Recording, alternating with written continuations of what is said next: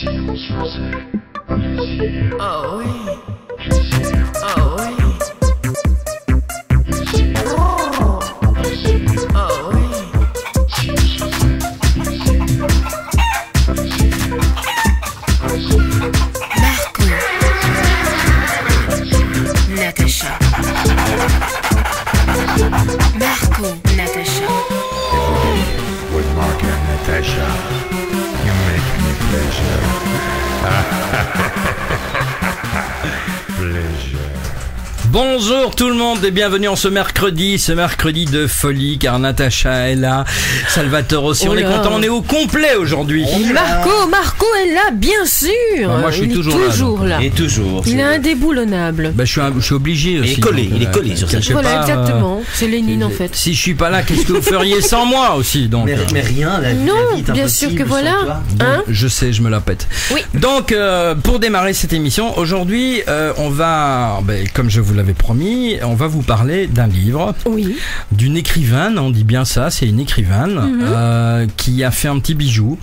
Un petit bijou parce que Natacha l'a lu jusqu'au dernier mot. Jusqu'à Oui. la dernière syllabe et ça l'a énormément touché. Alors je vais laisser justement Natacha présenter nos invités puisqu'ils sont deux en fait. Exactement. Vas-y Natacha. J'aime bien quand tu dis que je l'ai lu jusqu'à la dernière syllabe. Pourquoi toi tu n'as... Non? Mais souvent Tu laisses tomber en cours de route? Non, moi je lis souvent je lis dans le sens de En diagonale on dit. Voilà. Voilà, d'accord, ok, d'accord. Donc je sais de quoi ça parle, mais de là à dire que je peux. Toi, tu l'as vraiment lu à fond et en plus tu pouvais plus te lâcher. Enfin, tu pouvais plus sortir du livre. Donc, Voilà. je vais même te dire à un moment, honnêtement, Marie, tu es là. Natasha, je lui parlais qu'elle m'écoutait même plus. Donc c'est que le livre Mais était ça vraiment. m'arrive régulièrement. c'est souvent, ça, hein.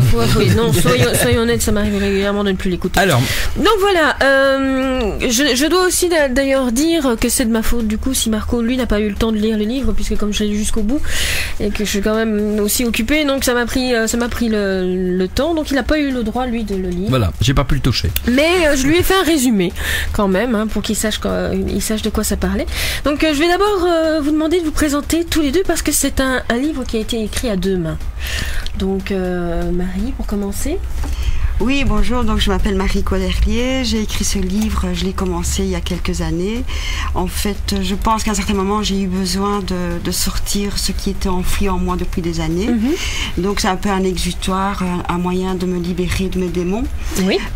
une envie de respirer, et voilà, j'ai tout posé sur papier.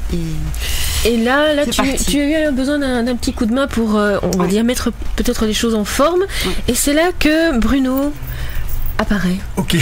Alors, c'est vrai que le but, c'est pas seulement de mettre en forme. Il s'agit essentiellement d'un travail de coécriture. Donc, l'idée, c'est de réfléchir ensemble. Quand il nous arrive des choses qui dépassent l'entendement, ce qui est le cas de ce livre, on a parfois besoin de le réfléchir avec quelqu'un qui... je me définis souvent comme ça, est un infirme du malheur, c'est-à-dire quelqu'un qui n'a jamais vécu de malheur aussi intense et qui donc peut le réfléchir peut-être avec une forme de légèreté. Plus de recul. Plus de recul, pas seulement du recul, aussi de la légèreté. Donc moi, je travaille dans le domaine de l'aide aux personnes depuis de très nombreuses années, donc j'ai effectivement côtoyé des personnes vivant des situations dramatiques, jamais un tel condensé. C'est-à-dire qu'on retrouve la panoplie de ce qui peut faire le malheur d'un être humain. Et là, effectivement, le fournir comme un matériel brut, ce que j'ai reçu quand j'ai reçu le tapuscrit, puisque c'était Oui, tout à fait. déjà tapé à l'époque, c'était illisible parce que beaucoup trop dense, beaucoup trop intense, et donc c'est pas seulement une prise de recul intellectuelle, c'est parce que c'est un livre qu'on a réellement écrit ensemble, c'est une aventure même, parce que je Très belle pense aventure. Super. on échangeait un nombre de mails absolument incalculable parce que je devais toujours m'assurer que ce que j'écrivais reproduisait exactement non pas ce qu'elle avait vécu, mais ce qu'elle en avait pensé. Est-ce que tu as dû cadrer entre guillemets les émotions quelque part aussi parce qu'elles étaient tellement fortes? Ah non, justement, Non. il faut C'est l'inverse. les mettre en peinture, je vais dire. Ça veut dire qu'elles sont mélangées dans un premier temps. Ok. Et donc le principe, c'est de dire, tiens, ces émotions-là, il faut pouvoir les exprimer d'une manière qui soit intelligible pour celui qui le lit. Le principe, c'est pas seulement un livre, c'est pas un exutoire, c'est quelque chose qu'on fait pour être lu. Oui. Sinon, c'est un carnet intime. Ça n'aurait pas eu, je pense, la même fonction pour Marie que d'en faire quelque chose de diffusable. Alors effectivement, il y a même de l'humour dedans. On en parlait en préparant l'émission. Ce sont des thèmes absolument dramatiques, mais si on n'allège pas avec c'est pas une prise de recul, l'humour, hein, c'est une envolée sur le côté. Ça change pas le problème, ça permet simplement... C'est une autre approche. alors. Voilà, c'est une perspective un peu différente. Donc on peut non pas rire d'un tel drame, ça ce serait complètement inhumain, mais le traverser avec le sourire. C'est ce qu'aussi par moment on essaie de faire. C'est ce qui va alimenter, je pense, la trajectoire de résilience d'ailleurs de Marie. Voilà. Alors ce que moi je propose justement donc pour lancer l'histoire un petit peu, tout ce qui s'est passé puisqu'on va en parler, c'est que Natacha explique le début de l'histoire, voir justement comment Marie va réagir. J'aimerais bien voir ça par rapport à la manière dont Natacha a compris justement le livre et ce qui est arrivé dans le livre. Alors ce qu'on n'avait pas encore dit aussi, parce que je trouvais qu'il était évocateur, on n'a pas encore donné le titre du livre, c'est Berceau maudit. Alors, comme on vous l'a expliqué, ce n'est pas un roman, c'est un récit.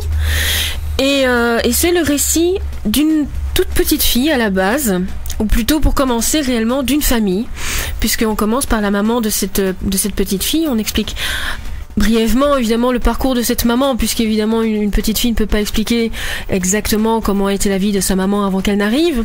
Donc on explique un petit peu le parcours de cette jeune femme qui va se trouver un compagnon et qui va avoir des enfants avec ce compagnon, qui va d'ailleurs en avoir beaucoup.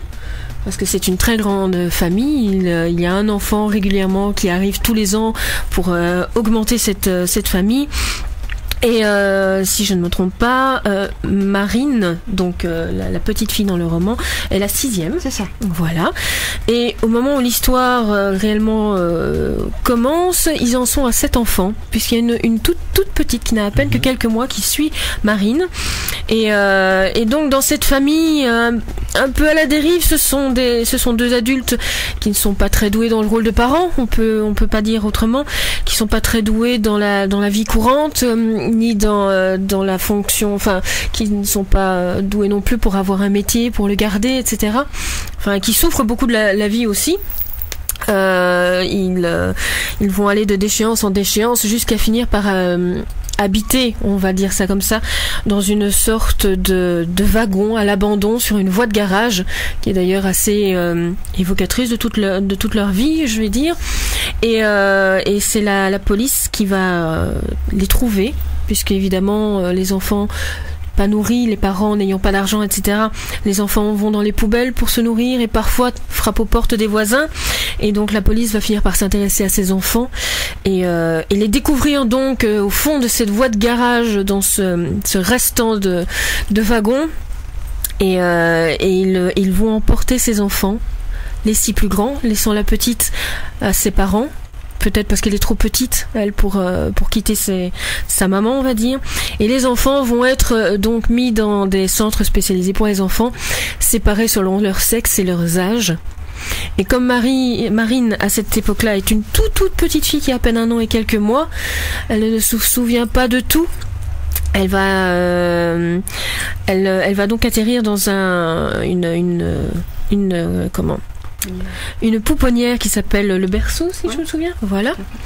Et avant d'arriver chez les bonnes sœurs. Voilà, qui sont d'ailleurs, les bonnes sœurs sont donc, je vais dire, les centres qui s'occupaient des enfants à l'époque. Et on va en arrêter là, justement pour l'explication, sinon il n'y aura plus d'intérêt à lire le livre. Mais par contre, c'est le ressenti de Marie qu'on va prendre tout simplement juste après la musique qu'on va passer. Vous pouvez aussi remarquer que j'ai arrêté le tapis. Pourquoi ? Parce que c'est un tapis qui à la base est un tapis, c'est une musique d'ambiance un peu légère. C'était pas adapté. Donc voilà, j'ai arrêté le tapis. On repart après et on va retrouver Marie directement avec un livre très émouvant. Dis donc chérie, après le foot j'irai bien au resto. T'en connais pas toi ? www.lespagesjaunes.be. Ouais, en plus c'est quoi ? Il faudrait que j'achète une petite tenue, mais je sais pas du tout où aller. www.lespagesjaunes.be. Et pour faire appel à une babysittrice, Babysitter, www.lespagesjaunes.be. Ça fait 3 fois que je te le dis. Tu vas me laisser écouter le foot, j'ai déjà du mal à comprendre. Ah bah si t'as besoin d'un traducteur, www.lespagesjaunes.be. Si vous avez besoin de quoi que ce soit, rendez-vous sur www.lespagesjaunes.be.